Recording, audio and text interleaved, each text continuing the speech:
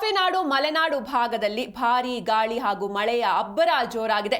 ಮಲೆನಾಡು ಭಾಗದ 5 ತಾಲೂಕಿನಲ್ಲಿ ಶಾಲೆಗಳಿಗೆ ರಜೆ ನೀಡಲಾಗಿದೆ. ಅಂಗನವಾಡಿ, ಪ್ರಾಥಮಿಕ, ಪ್ರೌಢ ಶಾಲೆಗಳಿಗೆ ರಜೆಯನ್ನ ಘೋಷಣೆ ಮಾಡಲಾಗಿದೆ. ಕೊಪ್ಪ, ಶೃಂಗೇರಿ, ಮೂಡಿಗೆರೆ, ಎನ್ಆರ್ಪುರ ಹಾಗೂ ಕಳಸ ತಾಲೂಕಿನಲ್ಲಿ ರಜೆ ಘೋಷಣೆ ಮಾಡಿ ಆದೇಶವನ್ನ ಹೊರಡಿಸಲಾಗಿದೆ. ಲಿಂಗದಹಳ್ಳಿ ಹಾಗೂ ಲಕ್ಕವಳ್ಳಿ ಹೋಬಳಿ ವ್ಯಾಪ್ತಿಯಲ್ಲೂ ಕೂಡ ರಜೆಯನ್ನ ನೀಡಲಾಗಿದೆ.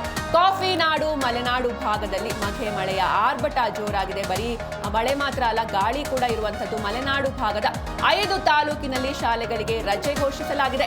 ಅಂಗನವಾಡಿ, ಪ್ರಾಥಮಿಕ, ಪ್ರೌಢ ಶಾಲೆಗಳಿಗೆ ರಜೆಯನ್ನ ನೀಡಲಾಗಿದೆ.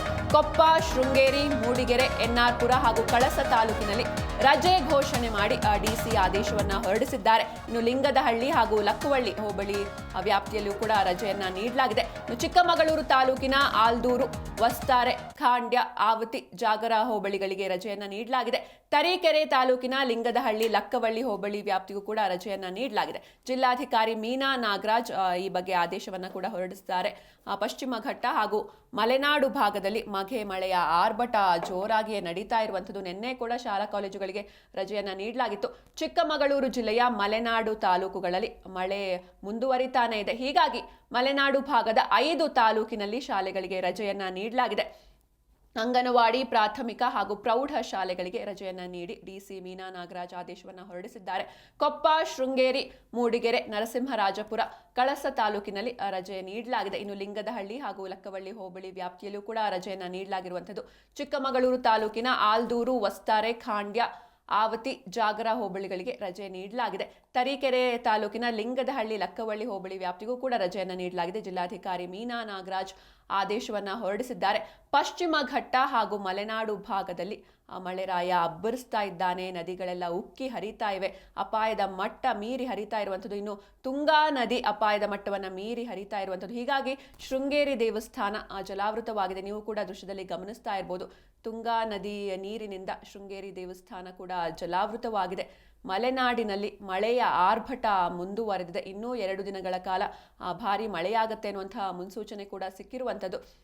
ಮಗೆ ಮಳೆಯ ಆರ್ಭಟ ಮಲೆನಾಡಿನಲ್ಲಿ ಹೆಚ್ಚಾಗ್ತಾ ಇದೆ. ಮಲೆನಾಡು, ಕರಾವಳಿ ಭಾಗ, ಕೇವಲ ದಕ್ಷಿಣ ಕರ್ನಾಟಕ ಮಾತ್ರ ಅಲ್ಲ, ಉತ್ತರ ಕರ್ನಾಟಕ ಭಾಗದಲ್ಲೂ ಕೂಡ ಈ ಒಂದು ಮಳೆಯ ಅಬ್ಬರ ಜೋರಾಗಿ ನಡೀತಾ ಇದೆ. ನೀವು ದೃಶ್ಯದಲ್ಲೂ ಕೂಡ ಗಮನಿಸ್ತಾ ಇದ್ದೀರಾ. ಇದು ಶೃಂಗೇರಿ ದೇವಸ್ಥಾನದ ದೃಶ್ಯ.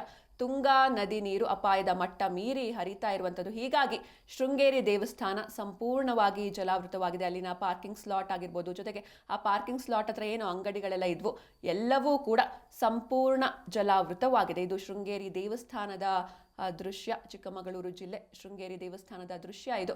ಕಾಫಿನಾಡು ಮಲೆನಾಡು ಭಾಗದಲ್ಲಿ ಭಾರೀ ಗಾಳಿ, ಮಳೆಯ ಅಬ್ಬರ ಜೋರಾಗಿರುವಂಥದ್ದು. ಹೀಗಾಗಿ ಮಲೆನಾಡು ಭಾಗದ 5 ತಾಲೂಕಿನಲ್ಲಿ ಶಾಲೆಗಳಿಗೆ ರಜೆಯನ್ನ ಘೋಷಿಸಲಾಗಿದೆ.